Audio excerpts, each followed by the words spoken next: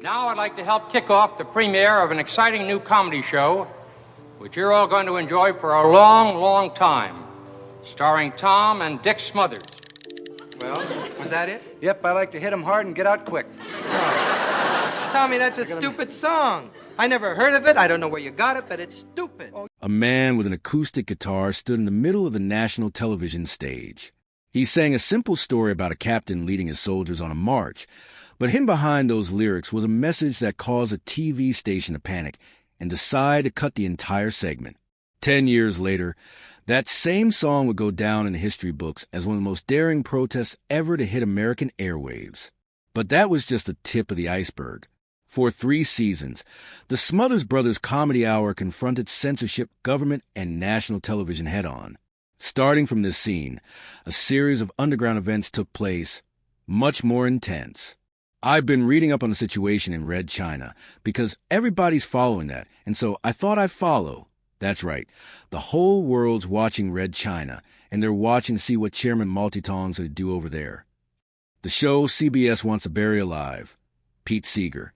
On September 24th, 1967, during the second season of the Smothers Brothers Comedy Hour, folk singer Pete Seeger made his first appearance on American television in more than a decade after being blacklisted for refusing to testify before the House Un-American Activities Committee. With his silver hair, familiar acoustic guitar, and calm face, Seeger performed the song Waist Deep in the Big Muddy. We were waist deep in the Big Muddy. The big fool said to push on. The story in the song tells the story of an Army officer who stubbornly leads his troops across a dangerous river, even with warnings, and eventually drowns. The lyrics sound like a military picnic, but anyone who followed the news at the time understood that the implication was aimed directly at the American leadership, who was bogged down in the Vietnam War. CBS ordered the entire performance cut from the broadcast, citing political sensitivity. But Tom Smothers reacted furiously. He argued that the song not only reflected the feelings of millions of Americans about the war, but also was a test of freedom of expression on television.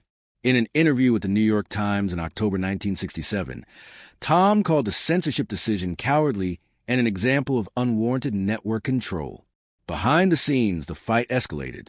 Tom and Dick Smothers demanded that CBS rerun the performance.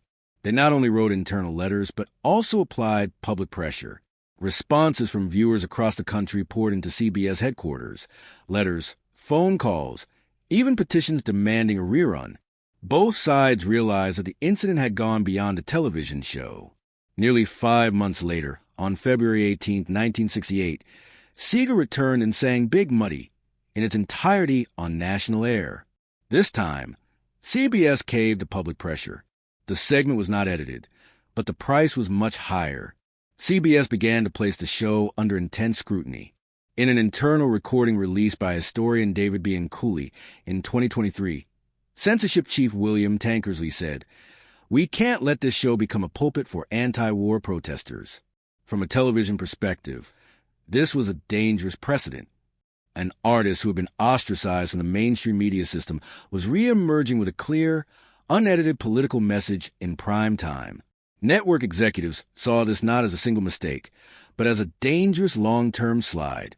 George Sunga, the show's senior producer, revealed in a 2002 interview that CBS recorded every meeting between Tom Smothers and the censors after the event. During one tense meeting, Tom told the CBS representative, "If we can't say what we believe, there's no point in having this show." A dangerous precedent. Ironically, after performance aired, the show continued to have high ratings and positive reviews. Pete Seeger not only performed but became a symbol of renewed creative freedom on television. But for CBS, the incident marked the beginning of a period of strict control. Every script, every line of dialogue, every guest from that point on had to be reviewed line by line. Seeger himself later admitted that he had no idea that a folk song could cause such a backlash. But as Tom Smothers himself said in an internal meeting recorded by producer Ernest Chambers, television is a perception-shaping tool. If they're afraid of a song, it's doing its job. Draft destroyed.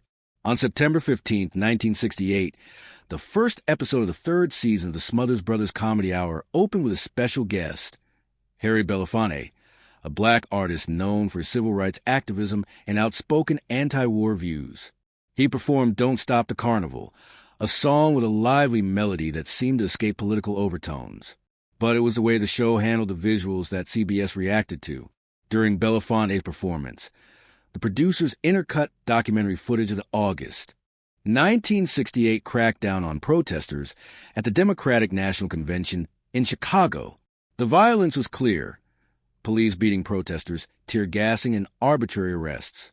The images were unblurred, uncut, and accompanied by a cheerful soundtrack that added a sense of cruel satire. CBS orders cut. The reaction from CBS came at an internal preview. Executives immediately ordered the entire segment cut. Tom Smothers objected vehemently, insisting that putting the truth on television was not a disruptive act but a moral duty. But CBS would not budge. According to a September 20th, 1968 article in the Washington Post, the network issued an internal memo that the segment could damage the image of the entire network. At a press conference 3 days later, Tom Smothers told reporters, "We didn't add anything to the truth. We just didn't take it away." At the same time, hundreds of letters of protest were sent to CBS from viewers across the country, many of them from American veterans and college students, demanded that the segment be rebroadcast. What was most outrageous was not the removal itself, but what followed. In a 2022 interview with PBS, executive producer Ken Fritz confirmed that the original footage of the segment was intentionally destroyed by CBS rather than simply archived or held in reserve. The goal, he said, was to ensure it would never be replayed, leaked, or used as evidence. It was one of the few instances in American television history where a segment was completely destroyed due to political considerations. Nonetheless, a rough copy of the footage was kept in a personal archive by Tom Smothers. In 2021, the footage was discovered during the preparation of the PBS documentary, The Smothers Brothers Comedy in Conflict. When the documentary aired in November 2022, the original footage was shown to the public for the first time. The backlash was immediate. On social media, many modern viewers could not believe that such a clearly social commentary was ever considered too extreme to air. In the same documentary, media historian Allison Pullman notes the destruction of the tape by CBS demonstrates the extent to which they were afraid of a comedy that dared to show reality. They did not want audiences to face the truth, even if it was delivered through a funny song. She also notes that this event can be seen as the culmination of the battle between television censorship and television artists who wanted to use their voices responsibly. Curse of Elaine May's censorship. On November 10, 1968, during the 7th episode of Season 3, the Smothers Brothers Comedy Hour taped a special written and performed by comedian Elaine May. The segment had nothing to do with war protests or street violence. It was directed at CBS, and it never aired. Elaine May plays a television censor who stands before the camera solemnly reading from a memo listing all the things that are not allowed to be said on national television: war, religion, race, injustice, police, capitalism, and even the mention of the word censorship. The list gets longer and longer as she reads. The pace of the skit becomes more and more frantic. At the end, May's character drops a sheet of paper, looks straight at the audience, and says, "If we're not allowed to say anything important, we're just fooling you with empty jokes." Then she rips up the entire script and leaves the stage in silence. Tom Smothers proposed airing the skit in its entirety, unedited. CBS immediately rejected it. In a meeting with programming director Mike Dan, Tom asked for a reason for the cut. The answer: it offends the system. As producer Ernest Chambers revealed in a 2023 article in the Journal of Broadcasting and Electronic Media, CBS rejected the skit not because of its specific political content, but because it openly exposed the censorship mechanism they themselves operated. Elaine May never appeared on the show again. Tom Smothers threatened to resign if CBS continued to cut content with strong opinions. In a meeting that was later recorded and released, Tom told CBS executives, "Comedy is not designed to put people to sleep. It may make people laugh, but if they don't think about it afterwards, we've failed." After the scrapped segment, CBS implemented an even stricter script-checking process. Every line of dialogue, every musical number, every scene had to be approved days before filming. Remarkably, Elaine May's skit was not destroyed. A rough recording survives, preserved by her in her personal archive. In 2022, the recording was restored by PBS and included in a documentary about the show. It was the first time audiences had heard the entire performance. Historian David Bentley, who interviewed Elaine May in the 1980s, notes in the documentary, the skit was more than just a joke. It was a forewarning, a precise representation of what happened next. The show was stifled from the inside out. Monologue deleted. On the evening of February 9, 1969, in episode 19 of season 3, Tom Smothers took the stage alone to deliver a short monologue just before the next comedy segment. But this time, there was no joke. He looked into the camera and said, "We're spending billions of dollars to bomb a country whose people just want to live in peace. Does anyone else think that's ridiculous?" The line wasn't part of the pre-submitted script. It was added just before filming, and the studio audience heard it in full. CBS didn't let it get out. In the final broadcast, the monologue was cut entirely, replaced by a commercial. The reason given was that the content was not suitable for the entertainment format. But the interference didn't stop with the edits. 3 days later, Tom Smothers was summoned to the office of CBS chairman William Paley. According to his memoir, Dangerously Funny, Paley told him bluntly, "You're turning this program into a propaganda newspaper. Stop it or we'll cancel it." Tom replied, "If telling the truth is propaganda, I'd rather be propaganda than be silent." Meanwhile, the reaction from viewers was swift. Many who were present at the taping sent letters to CBS wondering why the speech had been cut from the broadcast. One of the letters, quoted in the Los Angeles Times on February 15, 1969, read, "Why cut out such a simple and reasonable idea? Television is a place where the public should be able to hear a full range of opinions, even if they disagree." What Tom Smothers didn't know at the time was that CBS had been compiling an internal censorship dossier on him since late 1968. In a December 2023 interview with The Hollywood Reporter, historian Catherine Kramer Brownell revealed that CBS was compiling every controversial statement, action, and situation Tom had made in preparation for a legal and media action justifying his termination. The dossier included a note from censorship chief William Tankersley. Tom Smothers is a threat to the stability of the network. The monologue incident was not only a flashpoint between Tom and CBS, but also created internal tension with Dick Smothers. According to producer Ernest Chambers, Dick said in a private meeting, "I support Tom, but the show is drifting away from its original purpose. We need to know the boundaries in public." Nevertheless, the brothers remained absolutely united. CBS canceled the show in April 1969. CBS made it official. The Smothers Brothers Comedy Hour was canceled. The reason given was administratively simple. The show had failed to submit its approved episodes on time, violating the terms of its contract. But what was going on behind the scenes was far more complex and political. Documents from the later release of the Smothers Brothers v. CBS lawsuit showed that the Smothers Brothers had submitted tapes on time multiple times. But CBS deliberately delayed approval of the content to create administrative reasons for canceling the show.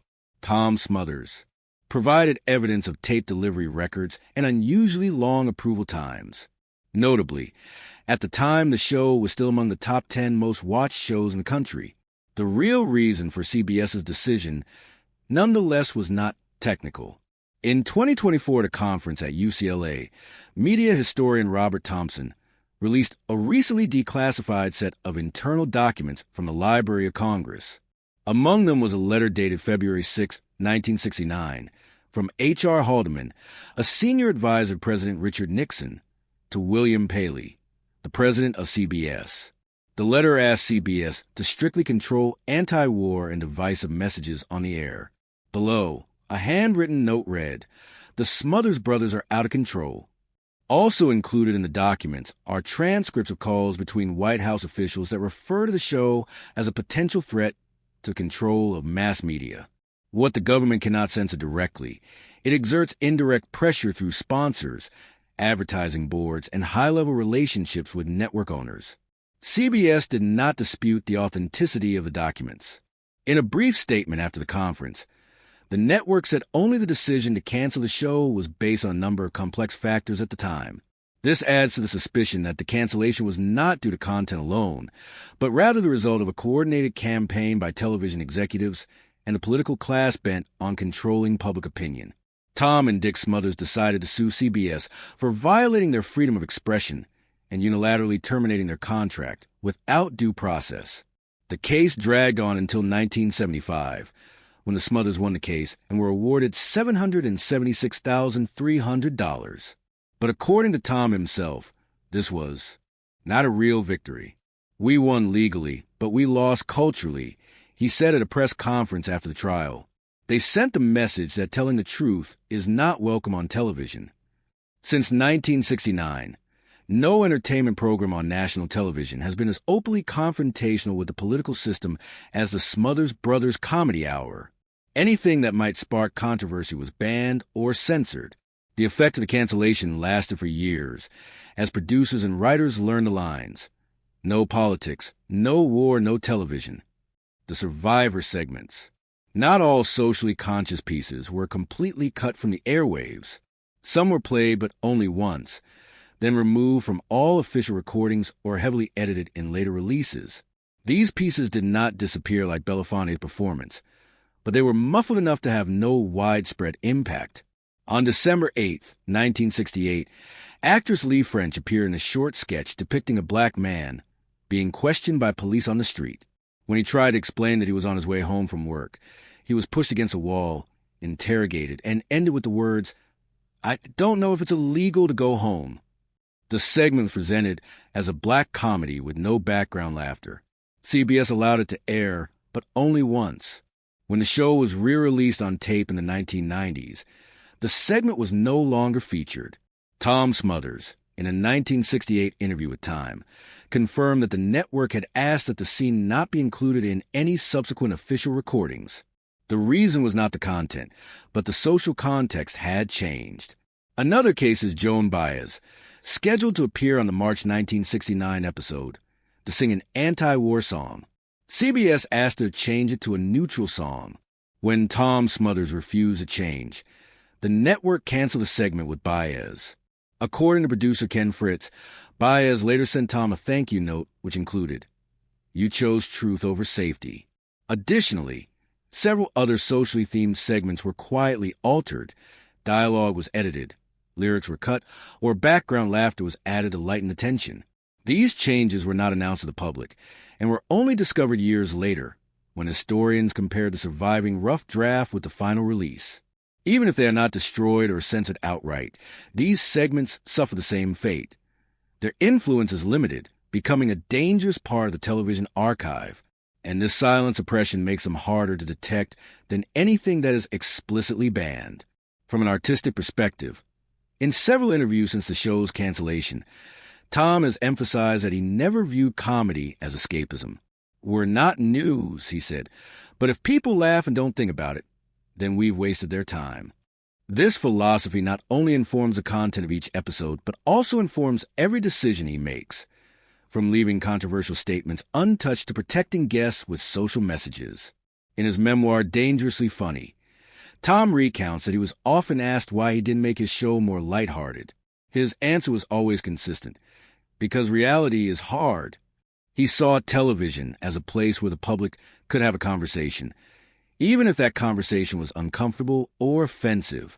For him, comedy only had value if it dared to address something that society tried to ignore. The show's influence didn't stop in the 1960s. The producers of Saturday Night Live, The Daily Show, and Last Week Tonight have all acknowledged that they learned from the Smothers Brothers that comedy could be a political response, not just entertainment.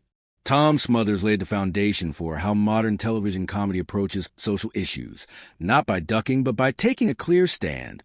Thank you for sticking around.